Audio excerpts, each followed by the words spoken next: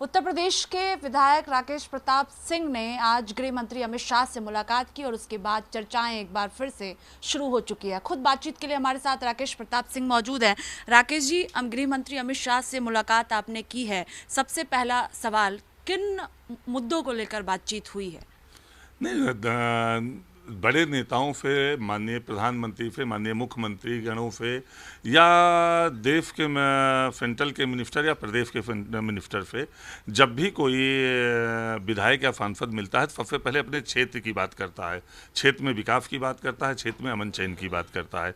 तो एक तो ये कोई राजनीतिक मुलाकात नहीं थी, ये व्यक्तिगत मुलाकात थी। और होली अभी चंद दिन पहले बीती थी, तो होली की बधाई भी उनको देनी थी, तो होली की बधाई भी दी गई, उनसे आशीर्वाद भी लिया गया। और सामान्य सी मुलाकात थी, एक कटफी की मुलाकात थी हमारी उनकी। क्या जल्द एंट्री भारतीय जनता पार्टी में होने जा रही है राकेश प्रताप सिंह की? इसके अलावा दो और विधायक भी आपके साथ गए हुए थे।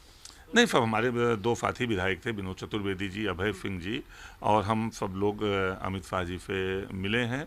और पहले भी मिले हैं, पहली बार नहीं मिले हैं कि इतना इसका इंटी और न गैर इंटी की चर्चा इस पे की जाए। इसके पहले भी कई मुलाकात मेरी इसी दिल्ली में ही उनके आवास पे और कई उनके कार्यालय में, सेंट्रल हॉल में हो चुकी है। तो इसका अलग मायने ना लिया जाए, इसका मायने यही लिया जाए कि वो देश के गृह मंत्री हैं और मैं उत्तर प्रदेश का विधायक हूं, तो गृह मंत्री से मिलकर निश्चित तौर से अपनी विधानसभा, अपने जनपद के लिए कुछ अच्छा करने की बात की होगी। लेकिन चर्चाएं हो रही हैं क्योंकि राज्यसभा चुनाव में क्रॉस वोटिंग हुई थी और आपने बीजेपी के पक्ष में वोट डाला था, तो ये माना जाए कि जल्द भारतीय जनता पार्टी में जाएंगे, क्योंकि 27 में विधानसभा का चुनाव भी हुआ। और क्या आश्वासन गृह मंत्री की ओर से दी गई है? राजनीति में सौदे नहीं हुआ करते, कोई आश्वासन नहीं, उनसे आशीर्वाद लिया। और अच्छा, मुझे बड़ा ताजुब ये होता है कि मैंने बीजेपी को वोट दिया। शिवपाल यादव जी समाजवादी पार्टी के एजेंट थे, उनका आज तक एक भी बयान नहीं आया है कि मैंने किसको वोट दिया है। तो कहीं ना कहीं शिवपाल यादव जी और अखिलेश यादव जी में के बयानों में भिन्नता दिखती है कि जो एजेंट है, जिसने वोट देखा है, वो कोई बयान नहीं देता है और लोग कहते हैं कि इनको वोट दिया, उनको वोट दिया। हाँ, ये मैं खुद कहता हूँ कि मैंने अपने मन से, अपने विचार से जो अच्छा कैंडिडेट लगा उसको वोट दिया, एक चीज़। और ये अधिकार भी है राज्यसभा में वोट देने का। तो राज्यसभा के वोट से और राजनीति को ना जोड़ा जाए। और राज्यसभा में जो समाजवादी पार्टी के कैंडिडेट थे, उनका समाजवादी पार्टी से कोई लेना देना कभी नहीं रहा है, ना किसी आंदोलन में, ना संगठन में कोई काम में, ना किसी कार्यकर्ता के दुख दर्द में, इसलिए भी ये निर्णय लेना पड़ा। हम तो हमेशा ये कहते हैं कि कार्यकर्ता बूथ पे लाठी खाता है, कार्यकर्ता सड़कों पे आंदोलन करता है, कार्यकर्ता जेल जाता है, कार्यकर्ता अपने जीवन को न्यौछावर करता है, कार्यकर्ता अपने परिवार के भविष्य को दांव पे लगाता है, तब जाके वो नेता होता है। और कार्यकर्ता को ना आगे बढ़ा के किसी को बम्बई फैला के, किसी को दिल्ली से ले जाके राज्यसभा का कैंडिडेट बना दिया जाए और कार्यकर्ताओं के भावनाओं पे कुठाराघात किया जाए, तो ये कहाँ तक उचित है? तो पार्टी फोरम पे पार्टी की बात रखी जाती रही है। लेकिन सबसे बड़ी बात यह है कि मैं उस बात से बहुत आहत हूँ कि जब रामचरितमानस की प्रतियां समाजवादी पार्टी के बड़े नेताओं द्वारा जलवाई गई और पढ़वाई गई, जब समाजवादी पार्टी द्वारा अयोध्या में प्रभु राम का दर्शन ना किया जाएगा ऐसा निर्णय लिया गया, तो मन आहत हुआ।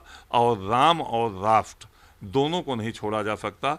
प्रभु राम के दिखाए रास्ते पर और प्रभु राम के दिए गए संदेश, मानवता के संदेश के साथ राष्ट्र की सेवा करना हम लोगों का दायित्व और कर्तव्य है। लेकिन सपा कह रही है कि एक तो क्रॉस वोटिंग भी किया और तोहफा भी भारतीय जनता पार्टी की ओर से अब तक नहीं मिला है विधायकों को।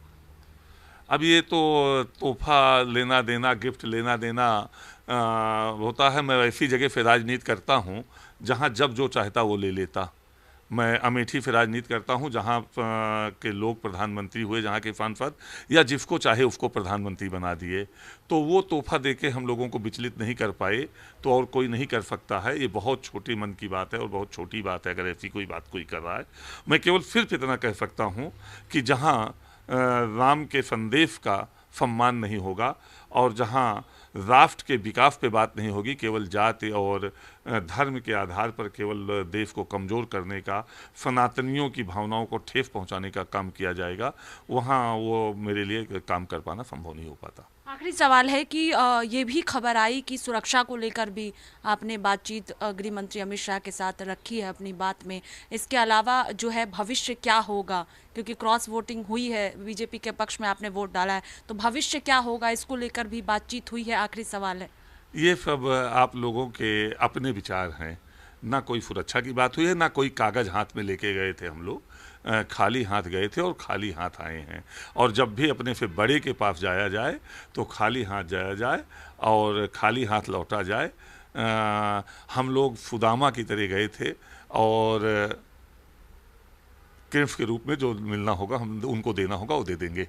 बहुत शुक्रिया बातचीत के लिए। कैमरा पर्सन सचिन के साथ स्वाति पाठक, भारत समाचार, दिल्ली।